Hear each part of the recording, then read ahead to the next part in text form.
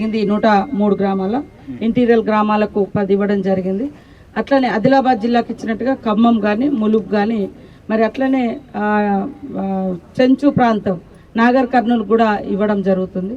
నేను అందరినీ కూడా ఒకటే కోరుతా ఉన్నా, ఒక సృజనాత్మకత ఆలోచించాలి.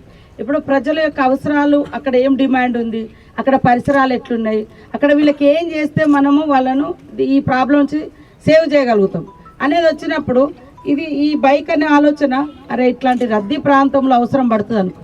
సేమ్ టైంలో ఏదైతే భక్తులు బాగా ఇబ్బంది ఉంటారు, కోట్ల మంది ఉంటారని, కానీ అట్లనే అటవీ గ్రామాల్లోకి 4 వీలర్స్ వెళ్ళాలంటే మరి వాగులు వంకల మీద వెళ్ళలేదు. అదే బైక్ అయితే ఇప్పుడు మనం చాలా చోట్ల గత కొన్ని ఏళ్ళ నుంచి బ్రిడ్జిలకు పర్మిషన్ లేకుండా ఎక్కడెక్కడ ఉండడంతో జోలె కట్టి ఆదివాసీ ప్రాంతాల నుంచి మరి హాస్పిటల్స్ తీసుకొచ్చేటువంటి ఇంకా ఇలాంటి పరిస్థితులు ఉన్నాయి. అలాంటి పరిస్థితి నుంచి మరి మనం కాపాడుకోవడానికి కూడా ఇది ఒక స్కోప్. వెంటనే అంబులెన్స్ ద్వారా ప్రాథమిక చికిత్స అందుతుంది, సేమ్ టైంలో వాళ్ళను సేఫ్ జోన్లోకి తీసుకురావడానికి కూడా ఇది ఉపయోగపడుతుంది. ఇట్లాంటి ఆలోచన నుంచి వచ్చిందే మాకు కంటైనర్ హాస్పిటల్. ఆ గుట్టల మీద 5-6 ఊర్లు ఉన్నాయి, కానీ మరి వర్షాకాలం వచ్చింది, ఏం చేద్దామని నేను అక్కడ మా ములుగు కలెక్టర్ ఆలోచించి వెంటనే గుట్టల మీద కంటైనర్ హాస్పిటల్ కట్టడం జరిగింది. అదేవిధంగా స్కూళ్ళన్నీ కూడా గత 10 సంవత్సరాలు నిర్లక్ష్యం చేయబడి చాలా మూతపడ్డాయి. మరి పాకల కింద నడుస్తుంది, మరి పర్మనెంట్ బిల్డింగ్ కట్టాలన్న టైం పడుతుంది. కానీ మేము కట్టించే కంటైనర్ స్కూల్కు ఆయన ఇచ్చే గ్యారంటీ మాకు 20 సంవత్సరాలు ఇస్తూ ఉన్నాడు.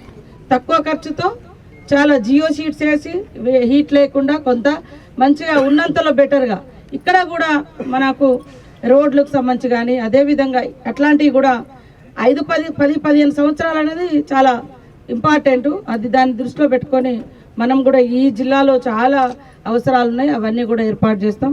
మంచి ప్రోగ్రామ్ ఇది. అట్లనే ఎక్కడికక్కడ హాస్పిటల్ సేవలు చాలా వరకు మన గ్రామీణ ప్రాంతాల్లో డాక్టర్స్ రాక ఇబ్బంది పడతా ఉన్నాం, ముఖ్యంగా ఏజెన్సీ ఏరియాల్లో. కానీ మన సీఎం గారు అదేవిధంగా హెల్త్ మినిస్టర్, ముఖ్యంగా ట్రైబల్ కమిషనర్గా పనిచేసినటువంటి సెక్రటరీగా పనిచేసినటువంటి అనుభవంతో క్రిస్టియానా గారు కూడా ట్రైబల్ ఏరియాలలో ఖచ్చితంగా డాక్టర్స్ని పంపాలని మరి హైదరాబాద్లో చాలా ఏళ్ళ నుంచి ఉన్నటువంటి వాళ్ళని కూడా ఇలాంటి మారుమూల ప్రాంతాలకు ఇవ్వడం జరిగింది. చాలామంది ఆమె మీద వ్యతిరేకంగా మాట్లాడుతున్నారు, గవర్నమెంట్ మీద వ్యతిరేకంగా మాట్లాడుతున్నారు. కానీ ఎప్పుడు కొంతమందే సిటీలలో ఉండాలి, మిగతా గ్రామీణ ప్రాంతాలకు వైద్యం అందద్దు అని అంటే అది కరెక్ట్ కాదు. వైద్య సేవలు అంటేనే ఒక దేవుడి సేవ, దేవుడిచ్చే వరం లాంటిది. కాబట్టి డాక్టర్స్ కూడా మానవ సేవే మాధవ సేవ అనేటువంటి లక్ష్యంతో పని చేయాలంటే మారుమూల అటవీ ప్రాంతాల బిడ్డలకు నిజంగా ట్రీట్మెంట్ అందించినప్పుడే మీ యొక్క వృత్తికి వన్నె తెచ్చిన వాళ్ళు అవుతాం. మనం ఎప్పుడూ సిటీలలో ఉండాలి, బయటికి రావద్దు అనుకుంటే అది కష్టము.